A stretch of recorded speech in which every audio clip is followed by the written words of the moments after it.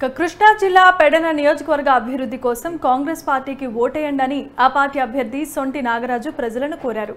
రాష్ట్రం అభివృద్ధి చెందాలంటే రాష్ట్రంలోనూ దేశంలోనూ కాంగ్రెస్ ప్రభుత్వం ఏర్పడాలని, కాంగ్రెస్ ప్రభుత్వం ఏర్పడిన వెంటనే ఈ రాష్ట్రానికి ప్రత్యేక హోదా కల్పించే బాధ్యత, విశాఖ ఉక్కు ప్రైవేటీకరణ నిలుపుదల చేసే బాధ్యత కాంగ్రెస్ ప్రభుత్వం తీసుకుంటుందని హామీ ఇచ్చారు.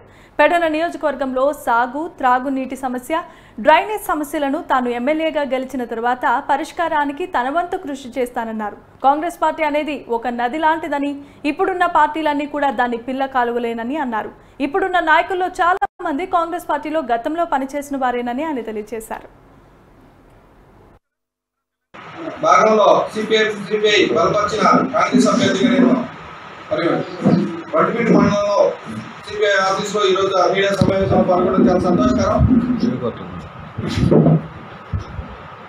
కాంగ్రెస్ పార్టీ మరిగా ఉన్నారు. మరి త్వరలో రేపటి నుంచే వామపక్ష పార్టీలతో కలుపుకుని గడప గడపకు మరి కాంగ్రెస్ పార్టీ మీ ముందుకు వస్తుంది. మరి మమ్మల్ని ఆశీర్వదించండి. అదేవిధంగా రాష్ట్రంలో కానీ దేశంలో కానీ జరుగుతున్న అక్రమ కాండాల గురించి మరి సిపిఐ పార్టీ నాయకులు, సిపిఎం పార్టీ నాయకులు వివరిస్తూ వచ్చారు. దానిలో భాగంగానే మరి పెడన నియోజకవర్గంలో ఇప్పటి వరకు అభివృద్ధికి నోచుకొని దొంగల దోపిడీలాగా ఉన్నటువంటి ఈ నియోజకవర్గంలో ఎస్విగా కృత్రిమ మండలం, మట్టివీలు మండలంలో వందల వేల ఎకరాలు మరి అన్నలో రోజు పోరాటం చేస్తూనే ఉన్నారు. ఈ 10 సంవత్సరాల నుంచి కూడా అటు టీడీపీ ప్రభుత్వం కానివ్వండి, వైసీపీ ప్రభుత్వం కానివ్వండి, మొన్నటి వరకు ఉన్న ప్రభుత్వ భూములు ఈ రోజున అన్యాక్రాంతం అయిపోవడం, వాటి మీద అన్న ప్రతిరోజు ఎంఆర్ ఆఫీస్ నుంచి కలెక్టర్ ఆఫీస్ వరకు ఫైట్ చేస్తూనే ఉన్నారు. అదేవిధంగా ఎవరైతే భూస్వాములు ఎక్కువగా సంపాదించున్నారో వాళ్ళని బ్లాక్ మెయిల్ చేసి మరి పార్టీ కనవాలయించిన పరిస్థితి ఈ 10 సంవత్సరాల్లో జరిగింది.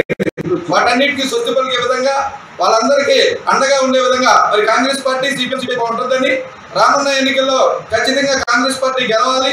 అదేవిధంగా దేశంలో మరి అదానీ అంబానీలు మాత్రమే దేశంలో ధనికులుగా చూస్తూ మిగతా వాళ్ళందరినీ అండరాని వాళ్ళుగా చూస్తున్న నరేంద్ర మోడీని దించాలని ఏదైతే ఉందో అనిల్ అంబానీ, ముఖేష్ అంబానీ లాగా మళ్ళీ అదానీని పుట్టుకొచ్చి ఈ రోజున దేశవ్యాప్తంలో ఉన్న ఆస్తులన్నీ ఆ 2 కంపెనీలకు కట్టబెట్టే విధంగా మరి నరేంద్ర మోడీ చేస్తున్నాడు.